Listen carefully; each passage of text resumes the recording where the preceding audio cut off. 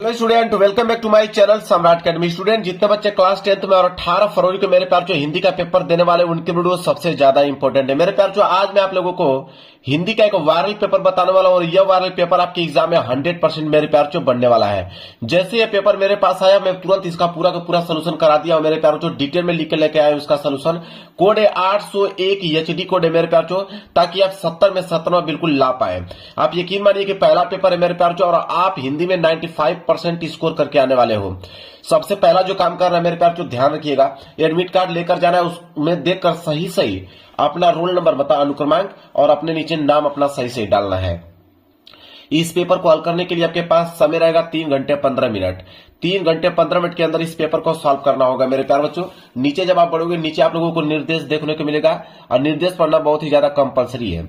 देखिए पहला निर्देश क्या बोला है कि प्रारंभ के 15 मिनट परीक्षार्थियों को प्रश्न पत्र पढ़ने के लिए निर्धारित है।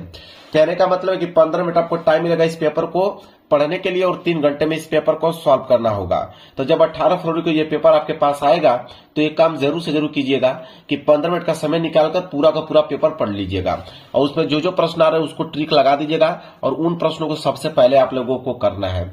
इसके बाद दूसरा है कि प्रश्न पत्र 2 खंडों में खंड अ तथा खंड ब में विभाजित है। यह पेपर 2 खंडों में बना हुआ है। एक तो आएगा खंड अ, इसके बाद आएगा खंड ब। इसके बाद देखिए तीसरा निर्देश क्या है कि प्रश्न पत्र के खंड अ में बहुविकल्पीय प्रश्न है जिसमें सही विकल्प का चयन करके OMR शीट पर नीले अथवा काले बॉल पॉइंट पेन से सही विकल्प वाले गोले को पूर्ण रूप से काला करें। कहने का मतलब खंड अ में बहुविकल्पीय प्रश्न है कितने 20 बहुविकल्पीय प्रश्न है। उनका उत्तर आपको OMR शीट पे देना होगा। आप नीले पेन का यूज कर सकते हैं या काले पेन का यूज कर सकते हैं। रंगने के लिए पेन आपका बॉल पॉइंट पेन होना चाहिए। जेल वाली पेन का इस्तेमाल आप लोगों को नहीं करना, इस बात को ध्यान में रखिएगा। चौथा है कि खंड अ में बहुविकल्पीय प्रश्न हेतु प्रत्येक प्रश्न के लिए 1 अंक निर्धारित है। कह रहा है कि एक प्रश्न जो है 1 नंबर के लिए पूछा जाएगा वो विकल्पीय का, मतलब टोटल 20 वो विकल्पीय प्रश्न है 20 नंबर के लिए पूछा जाएगा। क्लियर है। इसके बाद है अगला कि प्रश्न पत्र के खंड अ के प्रश्न हेतु 1 घंटा तथा खंड ब के प्रश्नों को हल करने हेतु 2 घंटे का समय निर्धारित है। कह रहा है कि खंड अ जिसमें 20 बहुविकल्पीय प्रश्न है उसको हल करने के लिए 1 घंटे का समय दिया गया है। 1 घंटा तो बहुत ज्यादा हो गया, 5 मिनट से अधिक समय नहीं लगेगा। 5 मिनट के अंदर सारे के सारे ऑब्जेक्टिव क्वेश्चन को रंग डालोगे, बाकी जितना आपके पास टाइम बचेगा पूरा का पूरा खंड ब में लगा दीजिएगा हल करने के लिए। लास्ट निर्देश है मेरे प्यार बच्चों कि प्रत्येक प्रश्न के सम्मुख उनके निर्धारित अंक दिए गए हैं। हर एक प्रश्न के आगे लिखा हुआ मिलेगा कि प्रश्न 1 नंबर का है या 2 नंबर का है या 4 नंबर का है या 6 नंबर का है। जितना भी नंबर का कोई भी प्रश्न होगा उसके सामने लिखा हुआ मिलेगा। तो ये मेरे प्यार बच्चों निर्देश था। निर्देश पूरा पढ़ के डिटेल में मैंने यहाँ पे बता दिया। पेपर आप लोगों का इधर से स्टार्ट हो रहा है। मैं पेपर आप लोगों को दिखाता हूं। देखिए कितना सिंपल पेपर है और 95% स्कोर बिल्कुल आप लोगों का मेरे प्यारों जो क्लियर है।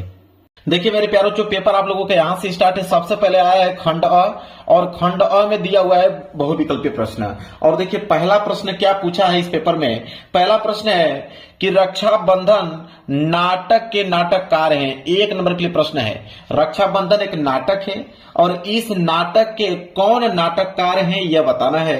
तो इसके नाटककार हैं हरे कृष्ण प्रेमी जी। यहाँ पे बी वाला जो है बिल्कुल राइट आंसर हो जाएगा।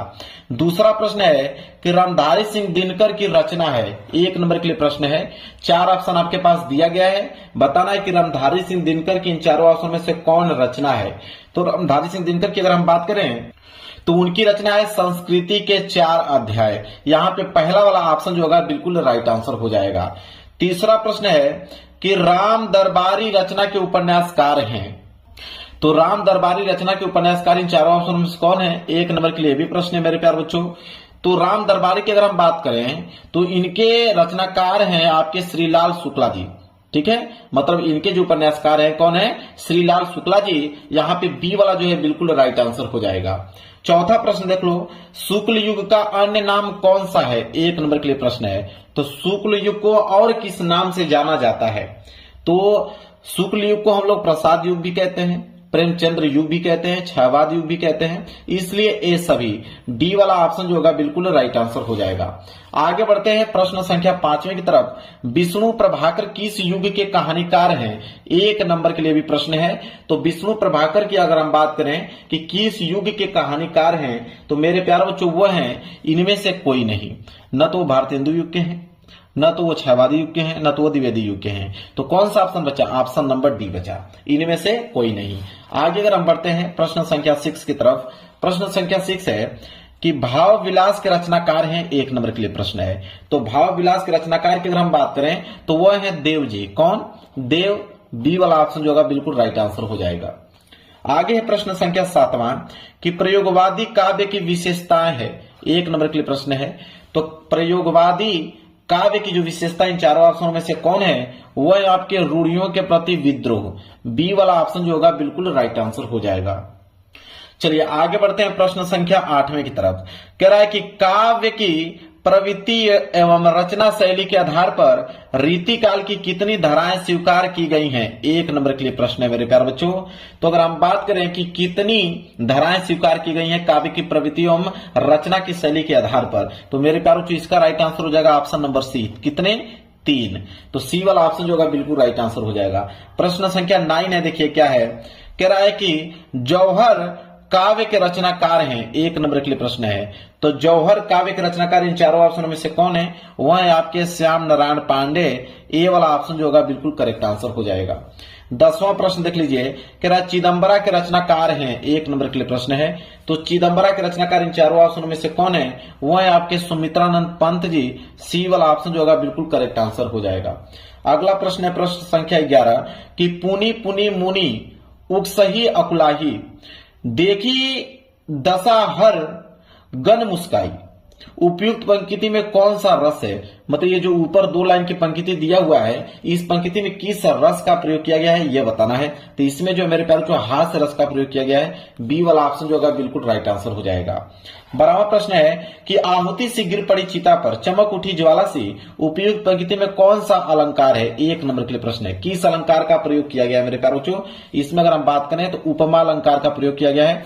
बी वाला जो है बिल्कुल करेक्ट आंसर हो जाएगा। आगे है प्रश्न संख्या 13 कि दोहा छंद का ठीक उल्टा छंद कौन सा है? 1 नंबर के लिए प्रश्न है कि दोहा छंद का ठीक अगर उल्टा छंद देखा जाए तो कौन सा छंद होगा? तो वह है आपका सोरठा। सी वाला ऑप्शन जो होगा बिल्कुल राइट आंसर हो जाएगा। 14वां प्रश्न है अनुरूप शब्द में प्रयुक्त उपसर्ग है, 1 नंबर के लिए प्रश्न है। तो अगर अनुरूप की अगर हम बात करें, अगर इसको मैं तोड़ूंगा तो यह टूटेगा अनुधन रूप के रूप में, अनुधन रूप के रूप में टूटेगा।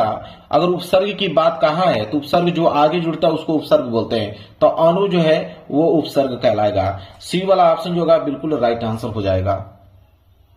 अगला प्रश्न 15वां कह रहा है कि रामकृष्ण में कौन सा समास है? 1 नंबर के लिए प्रश्न है। तो मेरे प्यारे बच्चों राम और यहाँ पे योजक चिन्ह आ गया। योजक चिन्ह का मतलब होता है और, अगर इसका आप समास विग्रह करोगे तो ये हो जाएगा राम और कृष्ण। तो जब भी योजक चिन्ह आ जाए और पूछे कौन सा समास है तो राइट आंसर होगा द्वंद्व समास। बी वाला ऑप्शन जो होगा बिल्कुल करेक्ट आंसर हो जाएगा।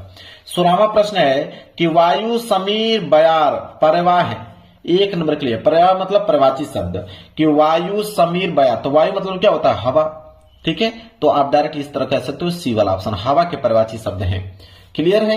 चलिए प्रश्न संख्या 17 तस्मै शब्द में अगर विभक्ति और वचन की बात करें कि तस्मै शब्द में किस विभक्ति और कौन से वचन का प्रयोग किया गया है? 1 नंबर के लिए प्रश्न है मेरे प्यारे बच्चों। इसका राइट आंसर हो जाएगा कि चतुर्थी विभक्ति और एक वचन का प्रयोग किया गया है। ए वाला ऑप्शन जो होगा बिल्कुल करेक्ट आंसर हो जाएगा।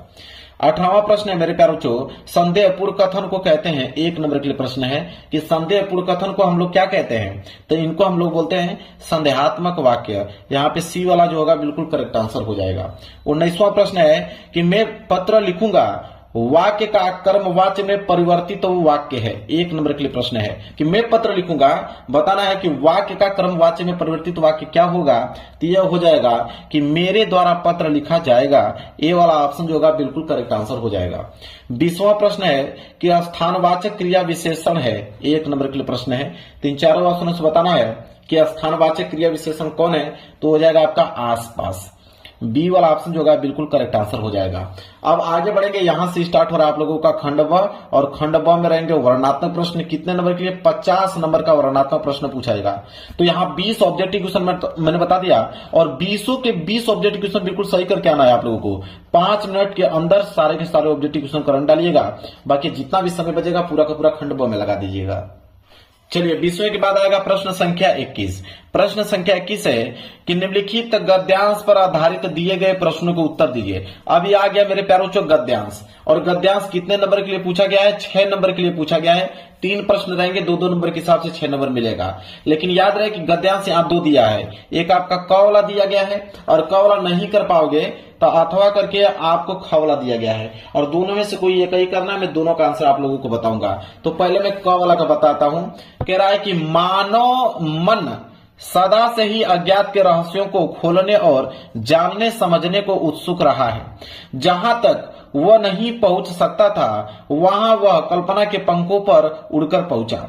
उसकी अनगढ़ और अविश्वसनीय कथाएं उसे सत्य के निकट पहुंचाने में प्रेरणा शक्ति का काम करती रही। अंतरिक्ष युग का सूत्रपात 4 अक्टूबर 1957 को हुआ था, जब सोवियत रूस ने अपना पहला स्पुतनिक छोड़ा। प्रथम अंतरिक्ष यात्री बनने का गौरव यूरी गागरिन को प्राप्त हुआ।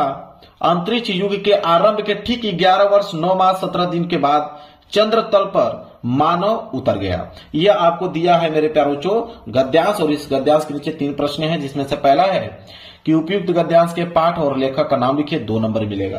तो चलिए देखते हैं 21 का क। तो देखिए 21वें का क, और उसमें भी पहला प्रश्न है, ठीक है। लिखेंगे कि प्रस्तुत गद्यांश हमारी पाठ्य पुस्तक में संकलित पानी में चंदा और चांद पर आदमी पाठ से उद्धृत किया गया है, और इसके लेखक कौन है? जयप्रकाश भारती जी हैं। मतलब किस चैप्टर से लिया गया है? चैप्टर का नाम क्या है? कि पानी में चंदा और चांद पर आदमी, और इसके लेखक की अगर हम बात करें तो जयप्रकाश भारती जी इसके लेखक हैं। आगे बढ़ते हैं अगले प्रश्न की तरफ। प्रश्न संख्या 2 कि रेखांकित अंश की व्याख्या कीजिए, 2 नंबर मिलेगा। कि रेखांकित अंश की व्याख्या कीजिए, जहां तक अंडरलाइन किया गया है।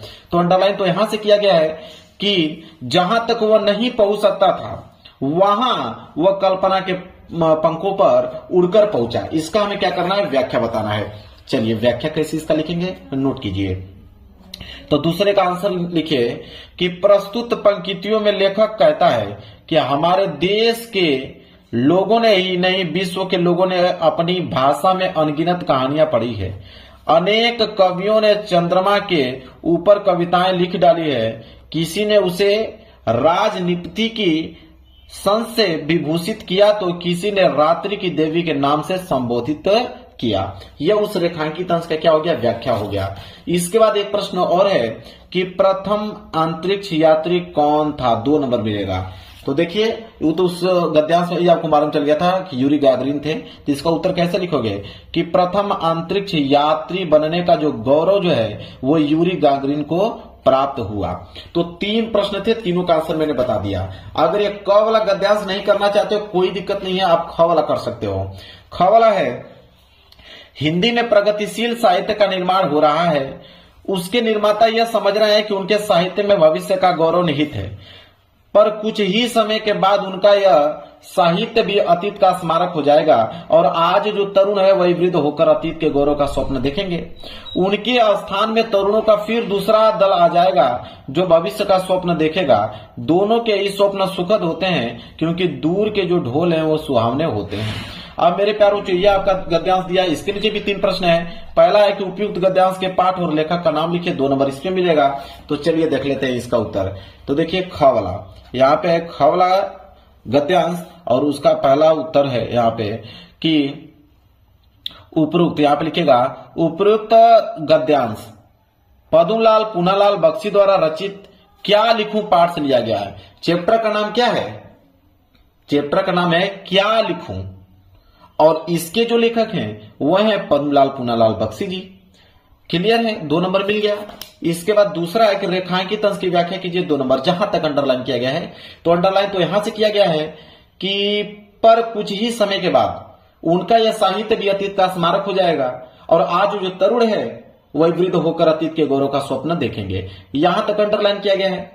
इसका हमें व्याख्या बताना है। तो चलिए नोट कीजिए व्याख्या। तो इसका व्याख्या क्या होगा दूसरे का कि साहित्य में भविष्य के गौरव का वर्णन किया गया है, अतः भविष्य में उसमें सुधार की आवश्यकता नहीं होगी, किंतु कुछ समय पश्चात ही उनके सोचे कि यह भव्य इमारत धराशायी हो जाएगी, और आज के युवा लेखक भी एक दिन वृद्ध होकर अतीत का गुणगान करेंगे।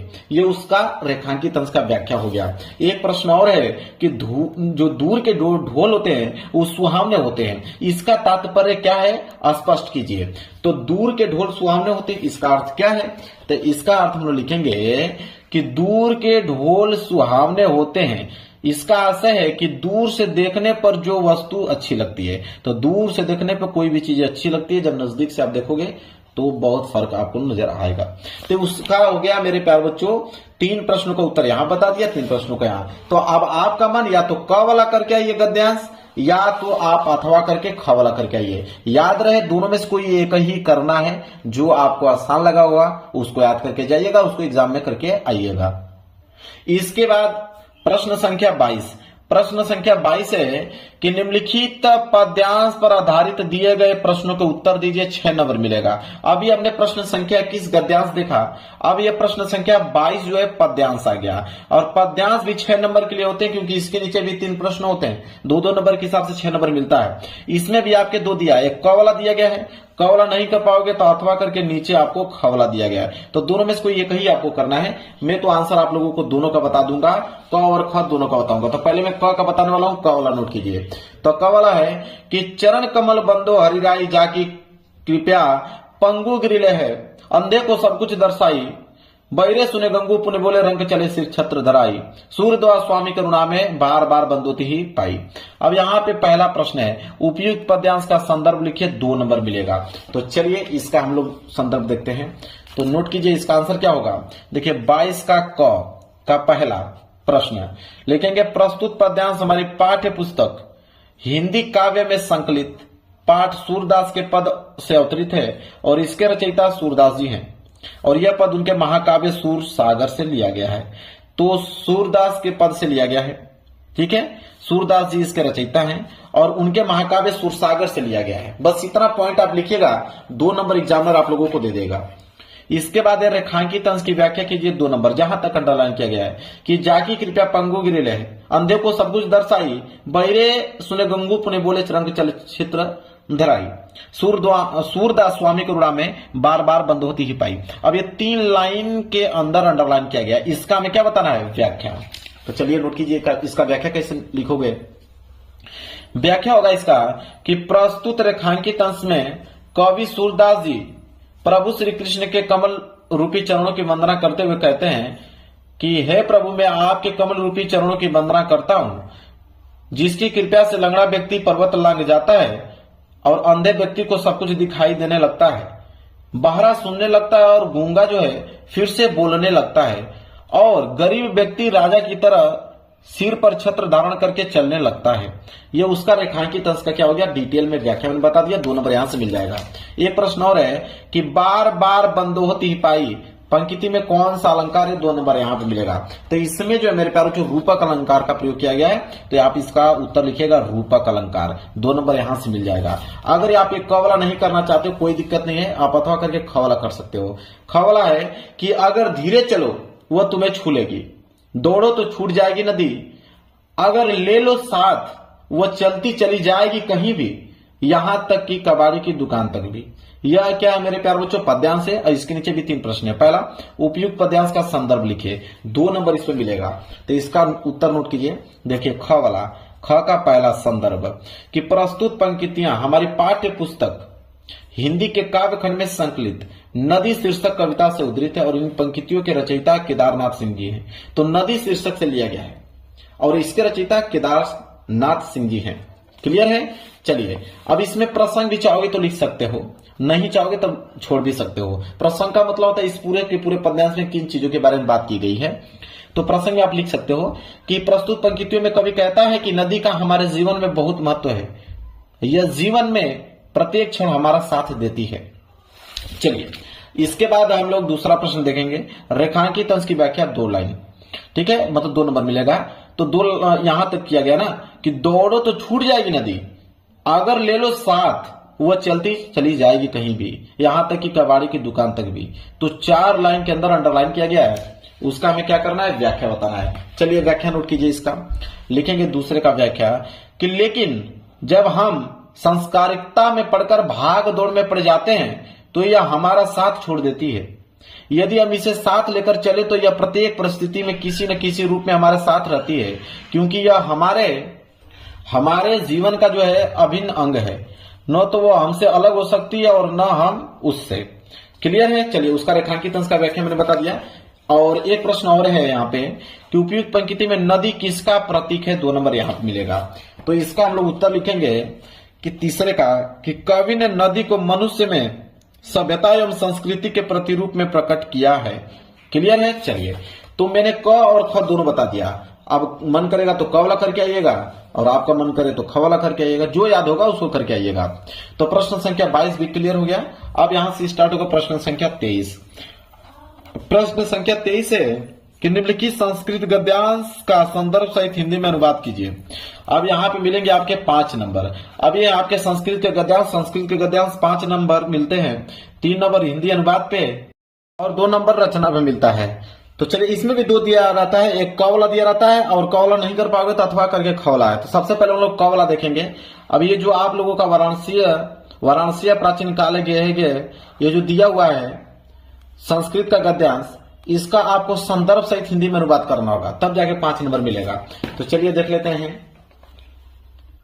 चलिए, तो यहाँ पे प्रश्न संख्या 23। अब 23 का हम लोग का अनुवाद देखने वाले हैं। तो संदर्भ में भूल गया हूं लिखना, संदर्भ आप लिख सकते हो क्योंकि यह वाराणसी चैप्टर से लिया गया है। तो आप लिख सकते हो कि प्रस्तुत गद्यांश हमारी पाठ्य पुस्तक हिंदी के संस्कृत खंड के वाराणसी चैप्टर से लिया गया है, वाराणसी पाठ से उद्धृत है, ऐसे लिख सकते हो। तो संदर्भ में लिख लीजिएगा कि वाराणसी चैप्टर से लिया गया है।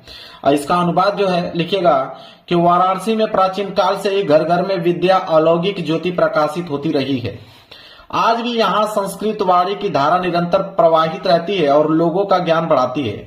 यहाँ पर अनेक आचार्य उच्च कोटि के विद्वान वैदिक साहित्य के अध्ययन और अध्यापन में इस समय भी लगे हुए हैं। इसका क्या हो गया मेरे प्यारे बच्चों? अनुवाद हो गया। संदर्भ ऊपर आप लोग लिख लीजिएगा कि वाराणसी चैप्टर से लिया गया है। तो इसका संदर्भ भी कंप्लीट हो गया। तो 2 नंबर संदर्भ में और अनुवाद तो मैंने जस्ट अभी बताया, 3 नंबर अनुवाद में। टोटल 5 नंबर मिल गया आप लोगों को। अगर ये प्रश्न नहीं करना चाहते हो कोई दिक्कत नहीं है, पीछे दिया हुआ है उसको कर लीजिएगा। चलिए, अगर ये प्रश्न नहीं करना चाहते हो तो अथवा करके देखिए, दिया हुआ है ख वाला अलछेंद्र वाला, यहां से आप कर सकते हो, यहां से लेके यहां तक दिया हुआ है। इसका आप संदर्भ सहित हिंदी में अनुवाद करना होगा, इसको कर लीजिए। तो ख वाला है तो देखिए इसका उत्तर लिखिएगा। देखिए, अथवा का ख, यहाँ पे संदर्भ है, यहाँ पे अनुवाद है। तो संदर्भ लिखिए कि प्रस्तुत नाट्यांश हमारी पाठ्य पुस्तक हिंदी के संस्कृत खंड के वीर वीरेन पूजते पाठ से उद्धृत है। मतलब वीर वीरेन पूजते चैप्टर से लिया गया है, यह इसका संदर्भ हो गया। और अनुवाद की अगर हम बात करें तो अनुवाद में लिखेंगे कि सिकंदर कहता है कि भारत एक राष्ट्र है, यह तुम्हारा कथन गलत है। यहाँ तो राजा और प्रजा आपस में द्वेष करते हैं। तो पुरुराज कहता है कि वह सब हमारा आंतरिक मामला है, उसमें बाहरी शक्ति का हस्तक्षेप असहनीय है।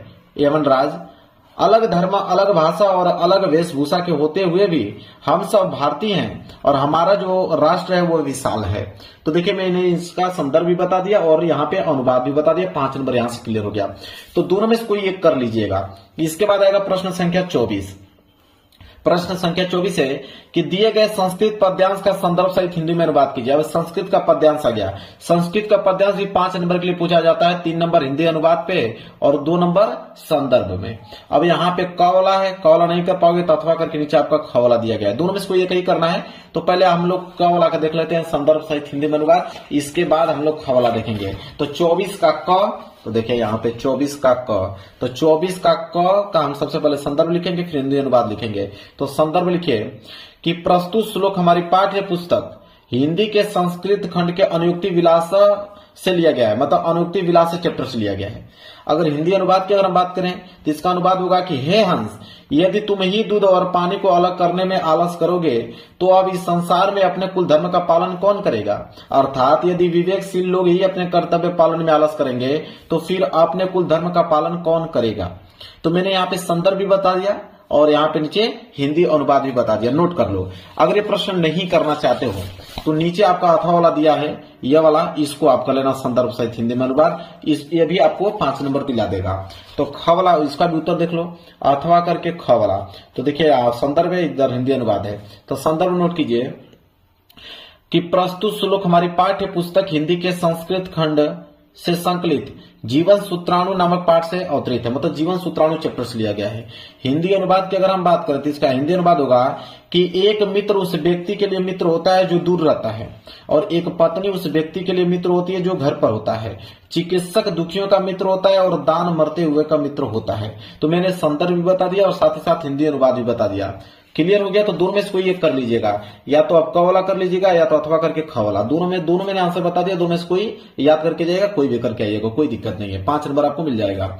इसके बाद है प्रश्न संख्या 25 कि अपने पठित खंड काव्य के आधार पर दिए गए प्रश्नों में से किसी एक का उत्तर दीजिए। 3 नंबर मिलेगा और ये आपका खंड काव्य है। तो खंड काव्य तो जिला वाइज आता है, तो आप देख लेना कि आप किस डिस्ट्रिक्ट से बिलोंग करते हो तो आपको कौन सा खंड काव्य याद करके जाना है। कोई दूसरा अगर कर लोगे तो 1 नंबर आपको नहीं मिलेगा। तो आप देख लेना कि क्वेश्चन बैंक में देख लेना या आप किताब में देख लेना कि आपके जिले में कौन सा खंड काव्य पूछा जाता है। वैसे खंड काव्य बहुत सारे होते हैं, मुक्तिदूत, ज्योति जवाहर, मेवाड़ मुकुट, इसके बाद यहाँ पे अग्र पूजा, जय सुभाष, इसके बाद मातृभूमि, इसके बाद यहाँ पे कर्ण के बाद यहाँ पे करमवीर के बाद यहाँ पे तुमुल। इतने सारे हैं, लेकिन उसमें से वही करना है जो आपके डिस्ट्रिक्ट में पूछा जाता है। इसके बाद आएगा प्रश्न संख्या 26। देखिए प्रश्न संख्या 26 है और 26 का क कि दिए गए लेखकों में से किसी एक लेखक का जीवन परिचय देते हुए उनके प्रमुख रचना का उल्लेख कीजिए। 5 नंबर मिलेगा आपको जीवन परिचय पे, तो 3 नंबर तो जीवन परिचय पे और 2 नंबर रचनाएं पे मिलेगा। तो रचनाएं बिल्कुल आप लोगों को लिखना है। तो क्या मुझे जीवन परिचय भी बताने की आवश्यकता है? बिल्कुल नहीं। जीवन परिचय तो हर एक विद्यार्थी को याद होगा। या तो आप पद्मलाल पूनालाल बख्शी जी का लिख लीजिए, या तो रामधारी सिंह दिनकर जी का लिख लीजिए, या तो डॉक्टर राजेंद्र प्रसाद जी का लिख लीजिए। इन तीनों लोगों में से किसी एक का जीवन परिचय आप लिख लीजिए रचना सहित, आपको 5 नंबर मिल जाएगा। इसके बाद है 26 का ख कि निम्नलिखित कवियों में से किसी एक कवि का जीवन परिचय देते हुए उनके प्रमुख रचना का उल्लेख कीजिए। 5 नंबर मिलेगा कवि के जीवन परिचय पे, 3 नंबर जीवन परिचय पे, 2 नंबर रचना पे। या तो आप मैत्री शरण जी की लिखिए, या तो रसखान जी की, या तो महादेवी वर्मा जी, या तो अशोक वाजपेयी। तो इन चारों लोगों में से किसी एक कवि का जीवन परिचय आप लिख लीजिए रचना सहित, आपको 5 नंबर मिल जाएगा। मुझे जीवन परिचय बताने की कोई आवश्यकता नहीं, सारे विद्यार्थियों को याद होगा जीवन परिचय। इसके बाद आएगा प्रश्न संख्या 27। प्रश्न संख्या 27 है कि अपने पाठ्य पुस्तक में से कंठस्थ कोई एक श्लोक लिखिए जो इस प्रश्न पत्र में न आया हो। 2 नंबर मिलेगा। तो कोई एक श्लोक लिखिए जो इस पेपर में न आया हो, ठीक है। और जो पेपर में आया है अगर उसको लिख दोगे तो मेरे प्यारे बच्चों 1 नंबर भी आप लोगों को नहीं मिलेगा। अलग से आपको लिखना है जो इस पेपर में ना आया हो। तो चलिए मैं बता देता हूं, नोट कीजिए 27वां को उत्तर नोट कीजिए कि बंधम मरणम वापी जो है वापी पराजया उभयत्र सम वीर वीर भाव ही वीरता। 2 लाइन का देखिए आप पोएम मैंने बता दिया, नोट कर लो 2 लाइन का पोएम, 2 नंबर आपको मिल जाएगा। इसके बाद है प्रश्न संख्या 28। प्रश्न संख्या 28 है कि वाद विवाद प्रतियोगिता में प्रथम स्थान प्राप्त करने पर अपने चचेरे भाई को बधाई देते हुए एक पत्र लिखिए। ये है आपके 4 नंबर। अगर ये नहीं करना चाहते हो आप तो अथवा करके दिया हुआ है यहाँ पे कि अपने गली मोहल्ले की नलियों की समुचित सफाई के लिए नगर निगम के स्वास्थ्य अधिकारी को पत्र लिखे। तो मैं ऊपर वाला बता देता हूं आप लोगों को कि वाद विवाद प्रतियोगिता में प्रथम स्थान प्राप्त करने पर अपने चचेरे भाई को बधाई पत्र आप कैसे लिखोगे, 4 नंबर कैसे आपको मिलेगा वो नोट कीजिए। सबसे पहले वार्ड नंबर डालिए उनका एड्रेस में, फिर कनाखेड़ा पठार, मतलब जो भी एड्रेस होगा आप अपना डालीजिएगा जहां पे भी उनका एड्रेस है। यहाँ पे डेट भी आप लोग अपने से मेंशन कर लीजिएगा। फिर लिखिएगा प्रिय भाई राम, नमस्कार, मैं यहाँ कुशलता पूर्वक हूं और आशा करती हूं कि तुम भी सकुशल होगे। तुम्हारा 15 फरवरी को पत्र मिला जिसमें तुमने बताया कि तुमने वाद विवाद प्रतियोगिता में प्रथम स्थान प्राप्त किया है। मुझे यह जानकर बहुत हर्ष हुआ। सचमुच हम सबके लिए हर्ष की बात है। यह तुम्हारी कड़ी मेहनत का परिणाम है। ईश्वर से कामना है कि वह तुम्हें इसी प्रकार जीवन में सफलता प्रदान करते रहें। पूज्य चाचा चाची को मेरा प्रणाम। तुम्हारे पत्र के इंतजार में तुम्हारी बहन बस ऐसे लिखोगे ना तो 4 नंबर आप लोगों के मेरे प्यारों से मिल जाएंगे, कोई दिक्कत नहीं होना चाहिए। आगे देखिए प्रश्न संख्या 29। निम्नलिखित प्रश्नों में से किसी 2 प्रश्नों का उत्तर दीजिए संस्कृत में। 2 नंबर मिलेंगे आपके पास। 1 2 3 4 5 प्रश्न हैं। इन 5 में से किन्हीं 2 ही प्रश्नों का उत्तर आपको संस्कृत में देना है। तो मैं एक आपको तीसरे का बता देता हूं और एक मैं आपको 5वें का बता देता हूं, ठीक है। तो तीसरे और 5वें का आंसर नोट कर लो। ये आपका तीसरे का आंसर और ये आपका 5वें का आंसर। 2 नंबर आपको मिल जाएगा, कोई दिक्कत नहीं। आगे है प्रश्न संख्या 30, निम्नलिखित विषयों में से किसी एक विषय पर निबंध लिखिए, 7 नंबर मिलेगा। और इस पेपर का लास्ट प्रश्न है, तो आप चाहें तो किसी यात्रा का वर्णन कर लीजिए, या तो नई शिक्षा नीति पे, या तो इंटरनेट पे, या तो आत्मनिर्भर भारत पे, या तो पुस्तकालय से लाभ। 5 आपके पास निबंध हैं। अब आपके ऊपर चॉइस है, आपको कौन सा याद है आप वो कर सकते हो, 5 में से कोई भी एक कर सकते हो। लेकिन मैं एक आपको करके दिखा देता हूं पुस्तकालय से लाभ पर, कि पुस्तकालय से लाभ क्या है, पुस्तकालय के महत्व क्या है। तो पुस्तकालय के महत्व, यहाँ पे सबसे पहले 5 हेडिंग डालिए। एक प्रस्तावना, भारतीय पुस्तकालय, पुस्तकालयों की श्रेणियां, लाभ और इसके उपसंहार। ठीक है, 5 हेडिंग। इसके बाद यहां से लिखना आप चालू करोगे। पहले हेडिंग क्या रहेगी, प्रस्तावना। पहले हेडिंग प्रस्तावना लिखोगे कि मानव एक बुद्धि प्रधान प्राणी है, उसकी प्रतिपल चेष्टा नवीन ज्ञान प्राप्त करने की होती है। वर्तमान युग में मनुष्य अनेक समस्याओं के जाल में उलझा हुआ है, उसमें इतनी क्षमता नहीं है कि स्वयं के धन से अपनी रुचि के अनुकूल पुस्तकें क्रय कर सके, अतः उसकी इस समस्या का निराकरण पुस्तकालय के माध्यम से ही संभव है। यह उसका प्रस्तावना हो गया। फिर लिखोगे भारत एवं पुस्तकालय, लिखोगे कि भारत की धरती पर पुस्तकालय की परंपरा प्राचीन काल से ही अस्तित्व में है। नालंदा और तक्षशिला विश्वविद्यालयों के पुस्तकालय इसके महत्व महान उदाहरण थे। पुस्तकालयों की श्रेणियां, पुस्तकालयों की भी अनेक श्रेणियां होती हैं। पुस्तकालयों में भी पाठ्यक्रम के अतिरिक्त अन्य जीवन उपयोगी पुस्तकें भी उपलब्ध होती हैं। वाचनालयों में देश विदेश की ज्ञानवर्धक पुस्तकें पढ़ने को मिलती हैं। छात्र इनका अध्ययन करके अपने ज्ञान का विस्तार करता है। और निजी पुस्तकालयों का उपयोग केवल संपन्न व्यक्तियों तक ही सीमित है। इसके अतिरिक्त सार्वजनिक पुस्तकालय में भी होते हैं। लाभ की अगर हम बात करें तो पुस्तकालय मानव की मानसिक खुराक है, मनुष्य के ज्ञान विकास के अभूतपूर्व साधन है। भूगोल, गणित, विज्ञान, इतिहास तथा सांस्कृतिक ज्ञान प्राप्त करने की पुस्तकालय एक मात्र साधन है। और उपसंहार लिखिए कि पुस्तकालय ज्ञान के अक्षय कोष है। पुस्तकालय के कक्ष में बैठकर रुचि के अनुकूल कवियों तथा दार्शनिकों के विचार को भलीभांति ज्ञान प्राप्त किया जा सकता है। और सांस्कृतिक तथा सभ्यता के अनुशीलन से भारत के गौरवपूर्ण अतीत की झांकी देख सकते हैं। और समग्र रूपेण पुस्तकालय हमारे लिए अत्यधिक लाभप्रद है। और यह ज्ञान के पावन तीर्थ ही नहीं अपितु हमारे ज्ञान छजू भी हैं। क्लियर है मेरे प्यारे बच्चों? चलिए, अब यह पेपर पूरा का पूरा हो गया समाप्त। अगर आपको 70 में 70 नंबर चाहिए, मेरे प्यारे बच्चों ईमानदारी से इस पेपर को पूरा का पूरा तैयार कर लेना, वीडियो को लाइक कर देना और चैनल पर नए हो तो चैनल को जरूर सब्सक्राइब कर लेना। मिलेंगे एक प्यारे से नेक्स्ट वीडियो में, तब तक के लिए धन्यवाद।